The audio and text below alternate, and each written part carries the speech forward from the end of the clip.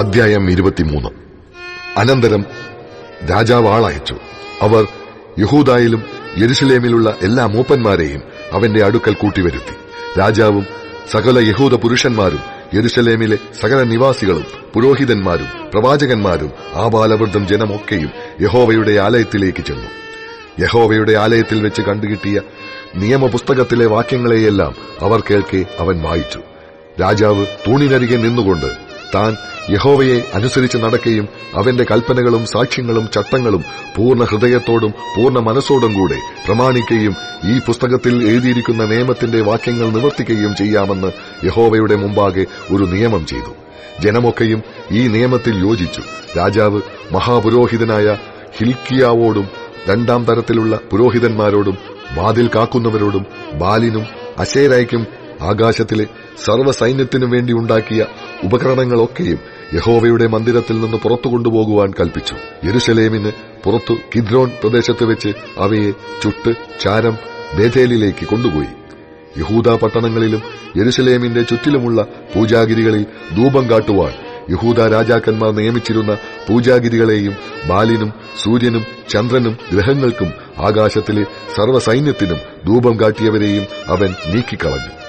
അശേര പ്രതിഷ്ഠയെയും അവൻ യഹോവയുടെ ആലയത്തിൽ നിന്ന് യെരുശലേമിന് പുറത്ത് കിദ്രോൻ തോട്ടിങ്കലേക്ക് കൊണ്ടുചെന്ന് കിദ്രോൻ താഴ്വീതിയിൽ വെച്ച് ചുട്ടുപൊടിയാക്കി പൊടി സാമാന്യ ജനത്തിന്റെ ശവക്കുഴികളിന്മേൽ ഇട്ടുകളഞ്ഞു. സ്ത്രീകൾ അശേരായ്ക്ക് കൂടാരശീലകൾ നെയ്ത ഇടങ്ങളായി യഹോവയുടെ ആലയത്തിങ്കലുള്ള പുരുഷ മൈഥുനക്കാരുടെ വീടുകളെയും അവൻ ഇടിച്ചുകളഞ്ഞു. അവൻ യഹൂദാ പട്ടണങ്ങളിൽ നിന്ന് സകല പുരോഹിതന്മാരെയും വരുത്തി ഗേബ മുതൽ ബേർഷേബ വരെ പുരോഹിതന്മാർ ധൂപം കാട്ടിയിരുന്ന പൂജാഗിരികളെ അശുദ്ധമാക്കി. പട്ടണവാതിൽ പ്രവേശനത്തിങ്കൽ ഇടത്തുഭാഗത്ത് നഗരാധിപതിയായ യോശുവയുടെ വാതിൽക്കലുള്ള പടിവാതിലുകളുടെ പൂജാഗിരികളെയും അവൻ ഇടിച്ചുകളഞ്ഞു. എന്നാൽ പൂജാഗിരി പുരോഹിതന്മാർ യെരുശലേമിലുള്ള യഹോവയുടെ യാഗപീഠത്തിങ്കൽ കയറിയില്ല. അവർ തങ്ങളുടെ സഹോദരന്മാരുടെ കൂട്ടത്തിൽ പുളിപ്പില്ലാത്ത അപ്പം തിന്നതേയുള്ളൂ. ആരും തന്റെ മകനെയോ മകളെയോ മോലേക്കിന് അഗ്നിപ്രവേശം ചെയ്യിക്കാതിരിക്കേണ്ടതിന് ബെൻ ഹിന്നോബ് താഴ്വരയിലെ ദഹനസ്ഥലവും അവൻ അശുദ്ധമാക്കി. യഹോവയുടെ ആലയത്തിലേക്കുള്ള പ്രവേശനത്തിങ്കൽ വളപ്പിനകത്തുള്ള നാഥാൻ മേലേക്ക് എന്ന് ഷണ്ടന്റെ അറയ്ക്കരികെ യഹൂദ രാജാക്കന്മാർ സൂര്യന് പ്രതിഷ്ഠിച്ചിരുന്ന അശ്വബിംബങ്ങളെ അവൻ നീക്കി. സൂര്യരഥങ്ങളെ തീയിലിട്ട് ചുട്ടുകളഞ്ഞു. യഹൂദ രാജാക്കന്മാർ അഹാസിന്റെ മാളികയുടെ മേൽപ്പുരയിൽ ഉണ്ടാക്കിയിരുന്ന ബലിപീഠങ്ങളെയും മനശ്ശെ യഹോവയുടെ ആലയത്തിന്റെ 2 പ്രാകാരങ്ങളിലും ഉണ്ടാക്കിയിരുന്ന ബലിപീഠങ്ങളെയും രാജാവ് തകർത്ത് അവിടെ നിന്ന് നീക്കി അവയുടെ പൊടി കിദ്രോൻ തോട്ടിൽ ഇട്ടുകളഞ്ഞു. യെരുശലേമിനെതിരെ നാശപർവ്വതത്തിന്റെ വലത്തുഭാഗത്ത് ഇസ്രായേൽ രാജാവായ ശലോമോൻ സിദോന്യരുടെ മ്ലേച്ഛബിംബമായ അസ്തോരത്തിനും മോവാബ്യരുടെ മ്ലേച്ഛബിംബമായ കെമോഷിനും അമ്മോന്യരുടെ മ്ലേച്ഛബിംബമായ മിൽക്കോമിനും പണിതിരുന്ന പൂജാഗിരികളെയും രാജാവ് അശുദ്ധമാക്കി. അവൻ വിഗ്രഹസ്തംഭങ്ങളെ തകർത്ത് അശേര പ്രതിഷ്ഠകളെ വെട്ടിക്കളഞ്ഞു.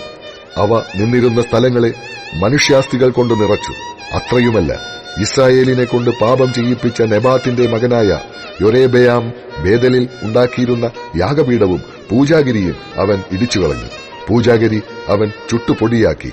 അശേര പ്രതിഷ്ഠയും ചുട്ടുകളഞ്ഞു. എന്നാൽ യോശിയാവ് തിരിഞ്ഞു നോക്കിയപ്പോൾ അവിടെ മലയിൽ ഉണ്ടായിരുന്ന കല്ലറകൾ കണ്ടിട്ട് ആളയച്ച് കല്ലറകളിൽ നിന്ന് അസ്ഥികളെ എടുപ്പിച്ചു.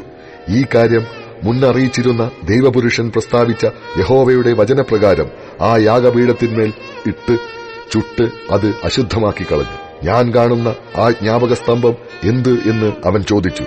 അതിന് ആ പട്ടണക്കാർ അവനോട്, അത് യഹൂദായിൽ നിന്ന് വരികയും നീ ചെയ്തിരിക്കുന്ന കാര്യങ്ങളെ ബേഥേലിലെ യാഗപീഠത്തെക്കുറിച്ച് മുന്നറിയിക്കുകയും ചെയ്ത ദൈവപുരുഷന്റെ കല്ലറയാകുന്നു എന്ന് പറഞ്ഞു.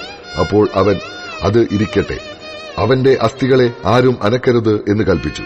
അങ്ങനെ അവർ അവന്റെ അസ്ഥികളെയും ശമര്യയിൽ നിന്ന് വന്ന പ്രവാചകന്റെ അസ്ഥികളെയും വിട്ടേച്ചുപോയി. യഹോവയെ കോപിപ്പിക്കേണ്ടതിന് ഇസ്രായേൽ രാജാക്കന്മാർ ശമര്യ പട്ടണങ്ങളിൽ ഉണ്ടാക്കിയിരുന്ന സകല പൂജാഗിരി ക്ഷേത്രങ്ങളെയും യോശിയാവ് നീക്കിക്കളഞ്ഞ് ബേഥേലിൽ അവൻ ചെയ്തതുപോലെയൊക്കെയും അവയോടും ചെയ്തു.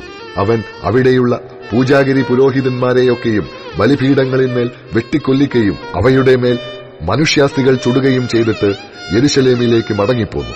അനന്തരം രാജാവ് സകല ജനത്തോടും, ഈ നിയമപുസ്തകത്തിൽ എഴുതിയിരിക്കുന്ന പ്രകാരം നിങ്ങളുടെ ദൈവമായ യഹോവയ്ക്ക് പെസഹ ആചരിപ്പിൻ എന്ന് കൽപ്പിച്ചു. ഇസ്രായേലിന് ന്യായപാലനം ചെയ്തിരുന്ന ന്യായാധിപന്മാരുടെ കാലം മുതൽക്കും ഇസ്രായേൽ രാജാക്കന്മാരുടെയും യഹൂദ രാജാക്കന്മാരുടെയും കാലത്തും ഇതുപോലെ ഒരു പെസഹ ആചരിച്ചിട്ടില്ല. യോശിയ രാജാവിന്റെ 18-ാം ആണ്ടിൽ യെരുശലേമിൽ യഹോവയ്ക്ക് ഈ പെസഹ ആചരിച്ചു. ഹില്ക്കീയ പുരോഹിതൻ യഹോവയുടെ ആലയത്തിൽ കണ്ടെത്തിയ പുസ്തകത്തിൽ എഴുതിയിരുന്ന ന്യായപ്രമാണത്തിന്റെ വാക്യങ്ങളെ നിവർത്തിപ്പാൻ തക്കവണ്ണം യോശിയാവ് വെളിച്ചപ്പാടന്മാരെയും ലക്ഷണം പറയുന്നവരെയും ഗൃഹബിംബങ്ങളെയും മറ്റു വിഗ്രഹങ്ങളെയും യഹൂദാദേശത്തും യെരുശലേമിലും കണ്ട സകല മ്ലേച്ഛതകളെയും അശേഷം നശിപ്പിച്ചു കളഞ്ഞു. അവനെപ്പോലെ പൂർണ്ണ ഹൃദയത്തോടും പൂർണ്ണ മനസ്സോടും പൂർണ്ണ ശക്തിയോടും കൂടെ മോശയുടെ ന്യായപ്രമാണ പ്രകാരമൊക്കെയും യഹോവയിങ്കലേക്ക് തിരിഞ്ഞ ഒരു രാജാവ് മുമ്പുണ്ടായിട്ടില്ല.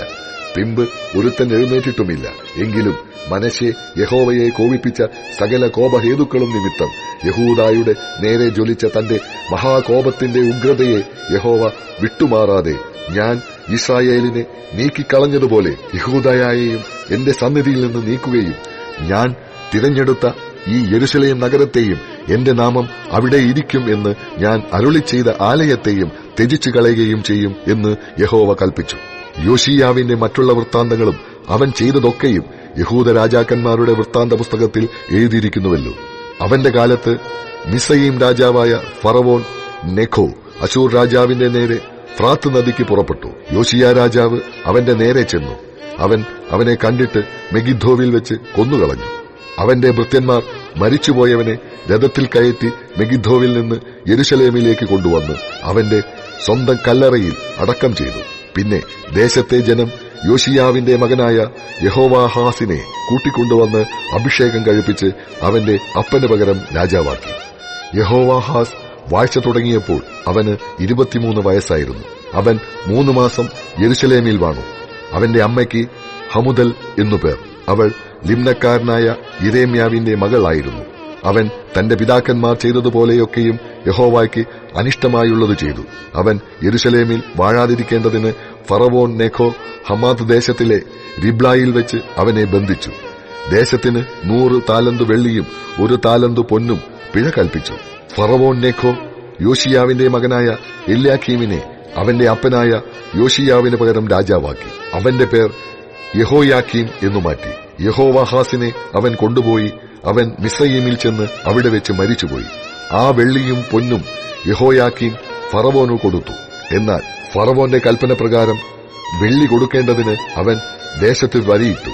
അവൻ ദേശത്തെ ജനത്തിൽ ഓരോരുത്തന്റെയും പേരിൽ വരിയിട്ടതുപോലെ വെള്ളിയും പൊന്നും അവരവരോട് പിരിച്ചെടുത്ത് ഫറവോൻ നെഖോവിന് കൊടുത്തു. യഹോയാക്കീം വാഴ്ച തുടങ്ങിയപ്പോൾ അവന് 25 വയസ്സായിരുന്നു. അവൻ 11 സംവത്സരം യെരുശലേമിൽ വാണു. അവന്റെ അമ്മയ്ക്ക് സെബീദ എന്നു പേർ. അവൾ രുമക്കാരനായ പെദായാവിന്റെ മകളായിരുന്നു. അവൻ തന്റെ പിതാക്കന്മാർ ചെയ്തതുപോലെയൊക്കെയും യഹോവയ്ക്ക് അനിഷ്ടമായുള്ളത് ചെയ്തു.